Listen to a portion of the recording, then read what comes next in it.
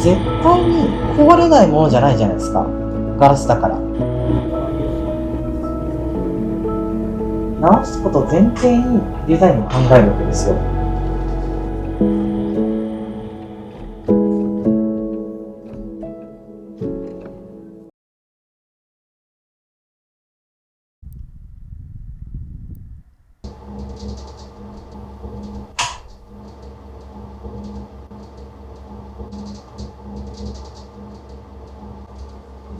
じゃあちょっと時間を作ってもらって構いません。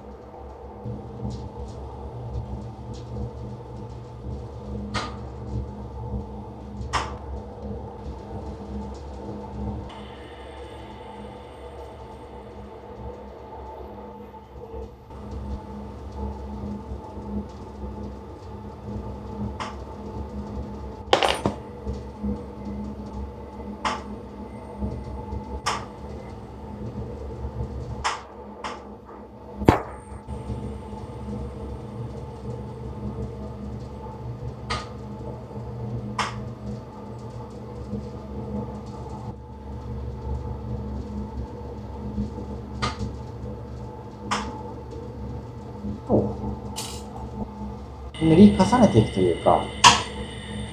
層になっていく感じです。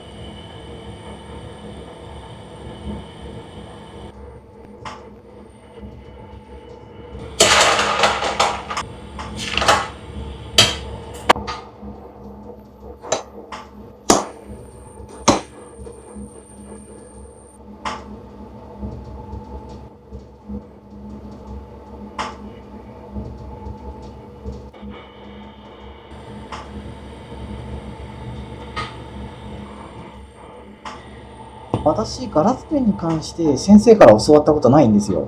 ガラスペンは全部独学でやりましたね。水を深くしようとか、滑らかにかけた方が嬉しいから、書き味をちょっと変わるように削ってみようとか、そういうアレンジをどんどん積み重ねていった感じですね。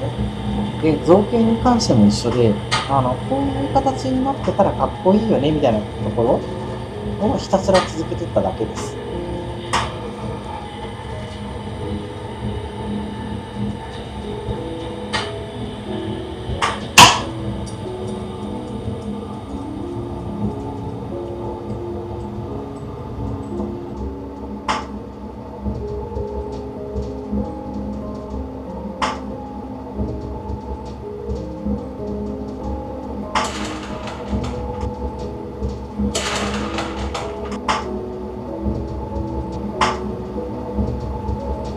14、5年前に趣味でガラスを始めまして、で、ペンダントばっかり4年くらい作ってたんですよ。で、サラリーマンやってる傍ら、週末土日の午前中だけの趣味として、ペンダントを作るのをやっていて、で、結婚して子供ができて、会社辞めたんですよ。ちょっと意味わかんないと思うんですけど。で、その時に、じゃあ今後何して生きていくって言って、ガラスをやってたからガラスで生きていこうかってことで、じゃあ文具とかどうだろうかってことで始めたのがガラスペンですね。作り始めの頃はやっぱり大変でしたね。なんか全然体力が続かなかったんで、体力がないから形を作りきるのも大変だったし、一個形を作るのにも精一杯だから、細かいところに気を配れなくて、で、結果造形が甘くなってしまったりとか、っていうのはありましたね、今思うと。その時はその時で必死ではあったんですけど、クオリティはまだまだだったね、っていう感じですね。気を使って作業するってすごく筋肉使うんですよ。止めることに筋肉を使うというか、動いちゃいけないから止めなきゃいけないし、工学部の大学を出て、機械系のサラリーマンを、機械設計系の実験と開発と図面引きのサラリーマンやってました。で、そこを8年くらい勤めた後に、ちょっと結婚した後辞めちゃったんですよ。本当は手作業がずっとやりたかったんですよ。で、手作業で何か作るのが趣味だというか、楽しみを感じてた人間だったんですけど、会社に入ったのもそういう部門があるって聞いたから調べてたから入ろうとしたら違う部署に配属になってて、と思いつつ、仕事だしやらなきゃってことでやってたんですけれど、せっかくガラスの技能があるんだったらそっちを生かして生活したらどうかっていうふうに言ってくれたんですよ。ありがたかったですね。いやー、うちの妻には助かっています。これがベンチローラーっていう道具なんですが、このところにこの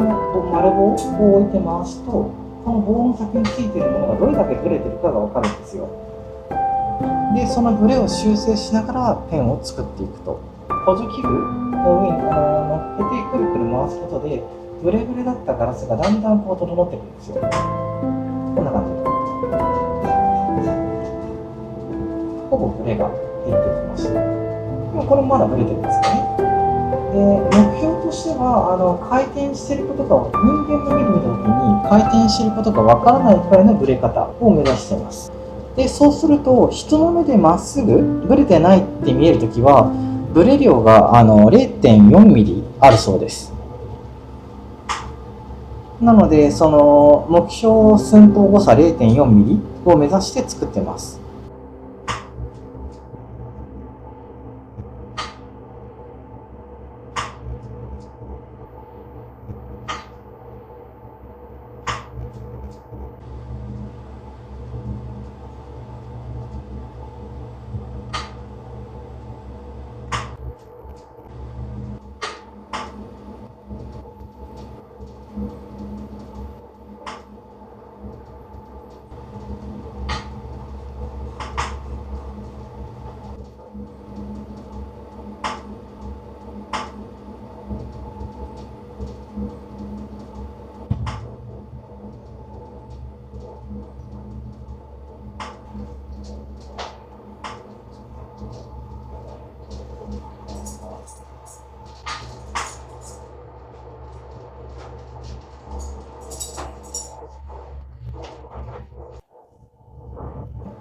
力集中っていう単語があって、で、なんのこっちゃって話なんですけど、要は、形によって力が加わりやすい形というのがありまして、それを意識しているかしてないかで壊れやすさが段違いで違うんですよ。で、構造力学っていう学問になってるくらいなんですけど、それには公式があって、機械設計の大学時代に習った公式ではあるものの、その公式をガラスペンに当てはめてみたら、そこの部分を意識せずに作った場合と意識して作った場合でざっくり7倍くらい強度が違うんですよ。って考えると道具として壊れやすさが全然違うので、その安心してお客様に商品を提供できるというか、自信を持って提供できるのかなっていう意味で、良かったなと思ってます。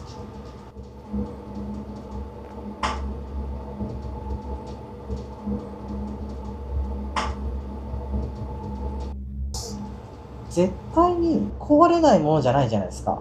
ガラスだから。落としたら割れちゃうものですから、修理ができないと辛いんですよ。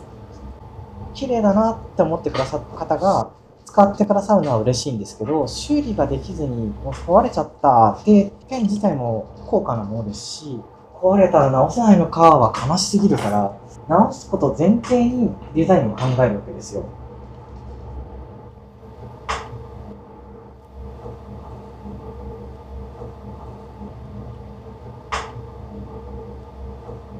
もう接合部分のそのシワとか節とかの形をチェックします。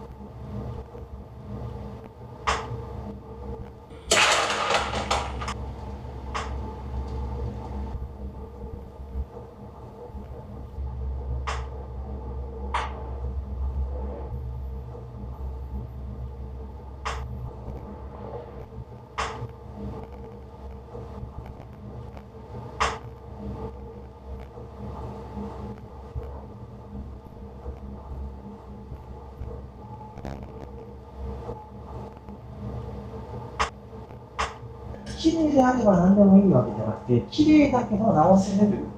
デザインを考えてます。節があると便利ですね。節ってつなぎ目なので、節のところで折れてくれたら、もともとつなぎ目だからつなぎやすいんですよ。折れて欲しくないところは折れずに済むけど、ここが折れても綺麗に直るっていうところを折れてもらうと。実用強度を確保しつつ、強度設計をすると。だから、機械設計やっててよかったなーって思うことは結構あります。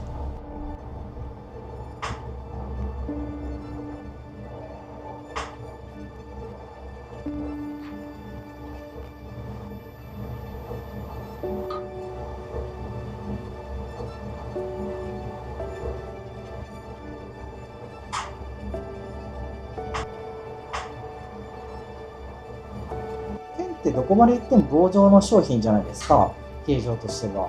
で、じゃあどういうデザインにするってなった時に、ここの部分に重さがあった方がいいとか、後ろに重すぎるものが、後ろに大きい造形をつけるんだったら手前も重たくしなきゃいけないよねとか、そういうことを考えていったりとか、ここにこう節をつけた方が強度設計的にいいよねとか、そういうのをちょっとずつ考えていくと、大体形が決まってくるんですよ。で、その時のコンセプトに従って、このデザインは譲れないから、じゃあその他の部分でバランスを取ろうみたいな感じですね。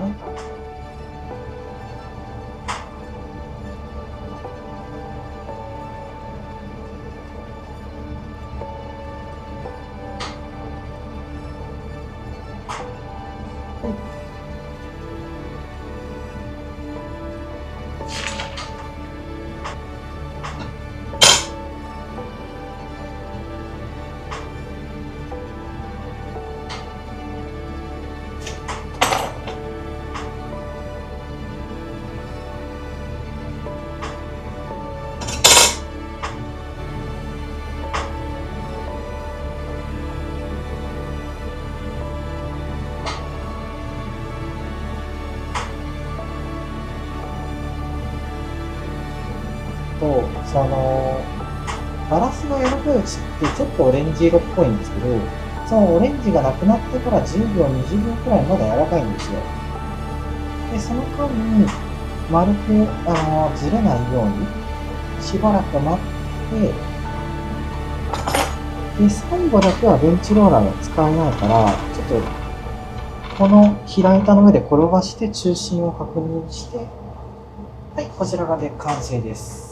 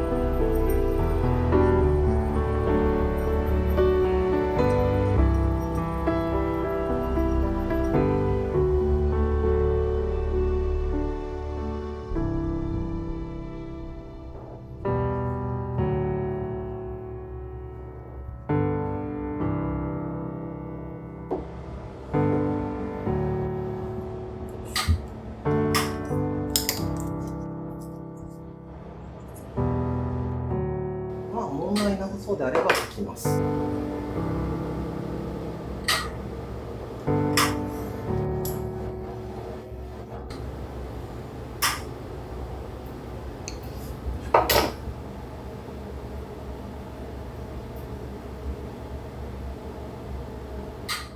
よし。じゃあ大体これで OK ですね。ちゃんと人具としての筆記能力としては、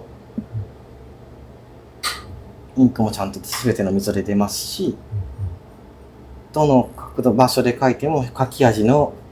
感触が変わらない。で、紙持ってる位置に対して紙に当たる感覚、位置関係も変わらない。で、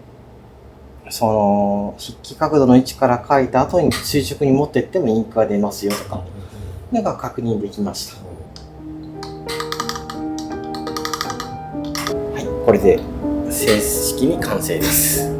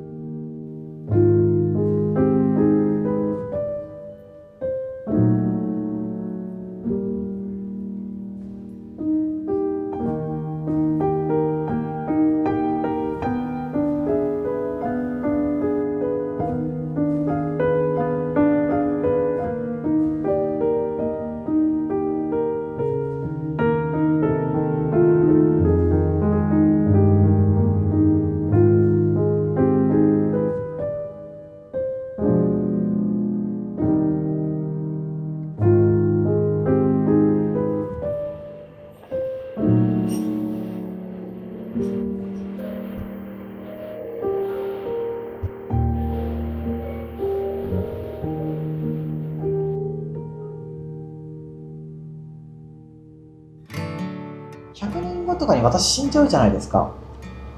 寿命が尽きると。で、そうするとガラスって死なないじゃないですか。そう簡単に。長いものだと透明感が残るのが500年くらいなんですけど、透明感が失われたってそんな割れるわけじゃないから、この後もなんだかんだで1000年2000年残ったりするんですよ、ガラスって。私がいなくなった後にペンは残るわけですよ。で、お客様のところにペンがあったとして、そのお客様が寿命でお亡くなりになったとして、遺品整理の時に孫とか子供とかが見た時に、こんな集めてたな、綺麗だな、じゃあ自分のに敷いちゃおうっていう風になった時に、直せる人がいないと怖くて使えないんですよ。だから直せる人をその年代まで残しておきたくて、今現状自分が商品として、発表しているデザインのものは全部フリー素材じゃないけど、なんだろうな、情報をばらまいて作れるようになってもらえる人を増やそうと思ったん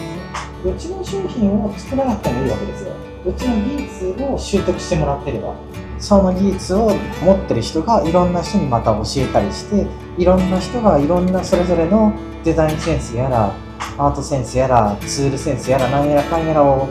満たした商品を作っていくと、市場がいろんな作家さんがいた方が面白いわけだし、お客様も面白いわけだしってことで、どんどんこう市場の規模が大きくなっていくと面白いなと思って